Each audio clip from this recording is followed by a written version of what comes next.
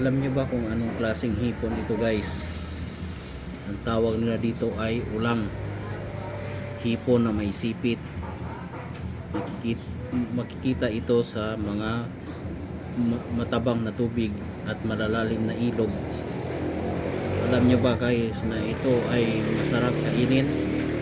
Ngunit dito hindi ito kinakain kasi pinapang-display lang ito.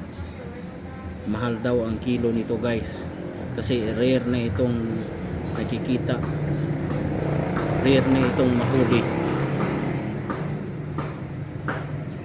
Tingnan nyo guys, yung kanyang balbas masyadong mahaba. Sa atin pa may edad na ang ulang na ito.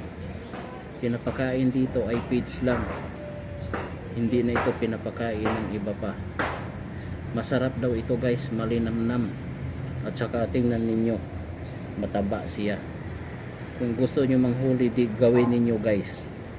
Kung gusto nyo kumain ito, di manghuli kayo guys. Ito lang naman ang paraan para makakain kayo.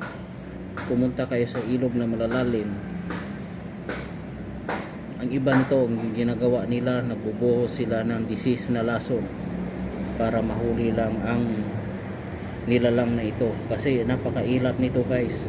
Hindi mo to basta-basta mahuli. Kasi parang hunyango ito. Pag nakatako ito sa bato, wala na, hindi mo na ito makikita. Ayan lang guys ang ating video. Sana mag-subscribe kayo.